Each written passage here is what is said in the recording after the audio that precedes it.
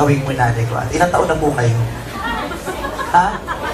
46. Ilang taon na ba nanay? Hindi naman tatanong. Basta wala pa siyang 100 eh. Sure ako doon, sure ako. Oo. Close. Oo, makananay ako. Oo. Eh, wala naman akong choice din eh. Alam mo, maka-auntie ako. Mas gusto mo yung makananay ako kasi maka-auntie ako. Oo. Pero close din naman kami ng tatay ko. Kaya lang, yung mga bagay kami hindi pinagkakaintindihan at pinagkakaparehan ng opinion. Oo. Lagi rin kami nag-aaway dati ng bata ako. Lalo na dati. Maalala. Napanood mo ba yung maalala mo? Sino may kopya? Hindi ko kasi napanood yun. Eh, kakaloka dati. Tatang ko dati. First love ko. Ikukwento ko sana. Kaya lang maingay ka ate. Nakagaw mo yung oras ng pagkwento ko. Kaya hindi ko kwento. Alam mo yata lahat. Ikaw natin. Alam mo lahat na yan. Ikaw na. Sabi ko na nga pa, alam mo yung mangyayari kasi nandito ka kahapon eh, hindi ka lang nakapasok. Bukas na memorya, di ba? Kaloka. Pero katuwa. Para kanina yung ali dun sa batuta. Kakatuwa. Nanay na rin siya, binisama siyang mga anak niya, bit-bit niya. Nung nakita niya ako, hindi ko malaman kung ano nangyari sa kanya, kung nabarang siya o ano. O mga 5 seconds siyang nahinto. Hindi niya kasi alam na ako yung katabi niya. Ang sabi niya gano'n, chuli-chuli sa mga bata.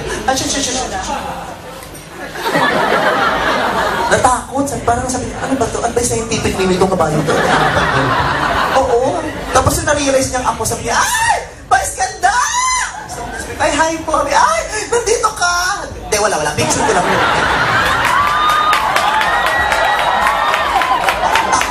Nakita na nga ako, tatanungin pa, ay, Vice, nandito ka! Hindi, wala. Kamamatay ko lang. Kasi susunod.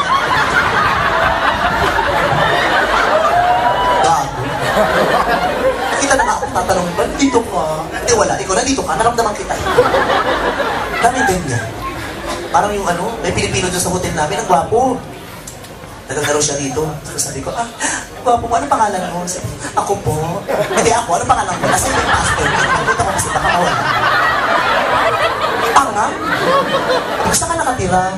Ako? Hindi, sila. Saan sila nakatira? Ihatid natin isa-isa. Baka malikaw, makahagin na lang ako.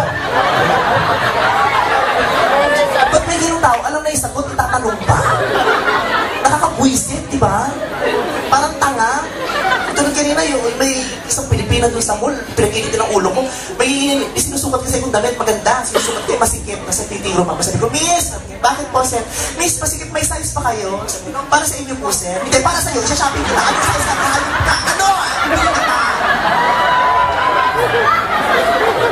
Tatanong pa, para sa inyo po, sir. Hindi, para sa ibang tao. Sa ibang tao, pamamigay ko lang. Lahat ng sizes, ilabas mo!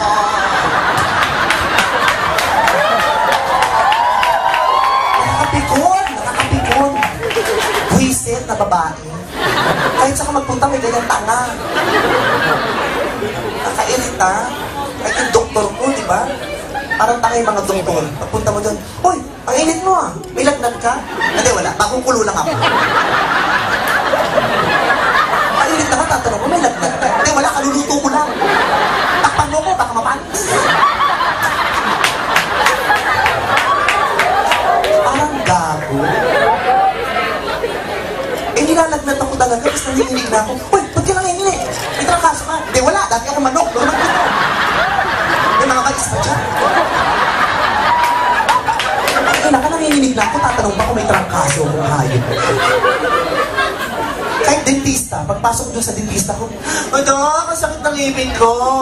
Ano gagawin? Bubunutin? Hindi, wala. Iuga mo lang. Ako lang tutulog. Baka busy ka nakakahinga. Uga mo lang. Tapos mura yan. May sunurin ako sa bahay. Nakakapikon, di ba? Ang inang yan. Sabi ko, wag mo na ibunutin. I-jacket mo na lang. Magkano pa jacket? Anong klase? Yung leather. Meron leather. Ang ina mo. O para matibay, tiles. Tiles. Yung kapares ng banyo ko, para terno. Kapikon. Gago. Dok, papapasta ako. Anong klase? Fettuccine. Meron.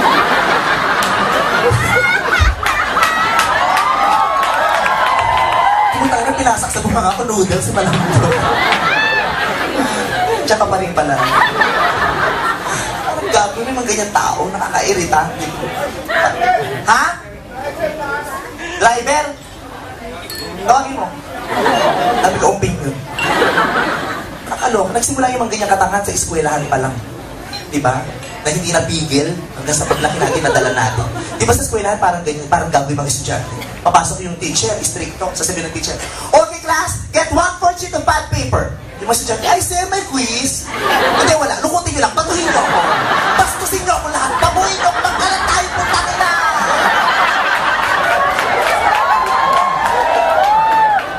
Pakuha na nga ng papel, parang get 1/4 sheet, ay sir, may quiz. Hindi, wala. Hatiin nyo na, tapos pagsamahin nyo, magawin natin 1 half. Tapos pagdikitin nyo, 1 whole ulit. Trip-trip lang, mga ating tayo sa school. Gago. Tapos naalala ko, may kaibigan akong gago sa panghayop. Eh, namatay tatay ko. Siyempre, kahit naman hindi kami close, kahit hindi naman close ang mag-ama, di ba? Iiyak ka pa rin pag namatay ang tatay. Tatay ko nasa kaba, ako kumahagulgulo, sabi, tay. Di ba ito yung best friend ko? Kumakpan, sabi, uy, okay ka lang. Putigan ko nga. Ikaw, puntang ina. Patayin ko tatay mo, okay ka. Lagi yan, di ba? May mga ganyan, namatayan ka na sa tanong, okay ka lang. Tatay ko, walang buhay, nasa kababoy, okay ka lang. Oo, okay ako pumatay eh. Success. Linano ko yan. Congrats mo ko to. Nangina, mula sa tatay mo, sunod natin para okay ka rin. Ubusin ang mga ama para okay ang mundo.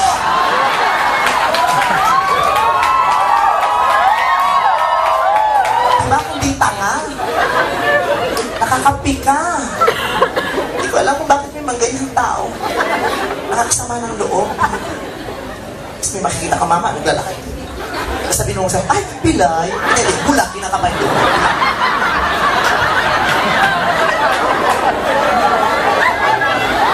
Bobo. Tapos sabi ng Pilipina, nasa mall ako, sabi ko, eh okay na yung sabi ko. Miss, bayaran ko na to. Ay, bilhin niyo po. Hindi, bayaran ko ito, iwan ko lang, para may kumuha ko lang. Para pakinabangan nila. Babayaran ko na. Eh ako pa man, di pupunta ako sa mga lugar na may Pilipino para madali kausap. Tapos may kinainan kami, Pilipino rin yung crew. Pagkas naman kumain sa lugar, Miss, sabi, sir, bill po, hindi, picturean mo ako.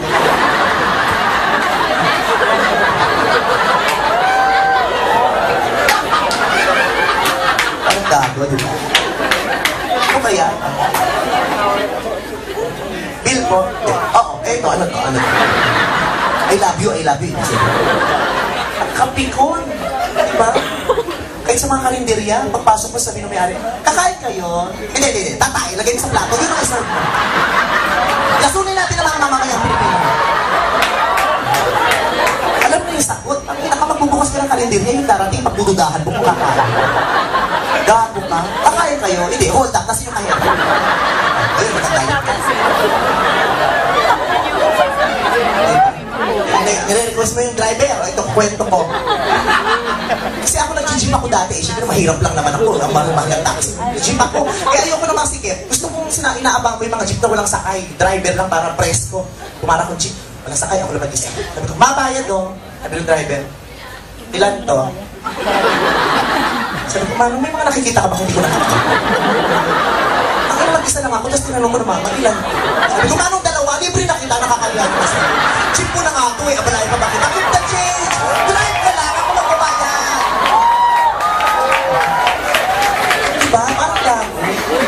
Para! Baba ka na. Hindi, sakay ulit. Doon ako sa bubong. Mas presko! Magkano ba ito yung sumakay? Parang nga eh. Mababa na ako! Sa tabi lang. Hindi, sa gitna! Para mapahabak ako. Yung may parating na truck. Parang patay agad! Basta niwala nga, pinabanga ako sa gitna. Basta nasagasaan naman ako. Nung nasagasaan ako, sabi ng driver, ay sorry, nasaktan ko. Hindi, nasa rapis,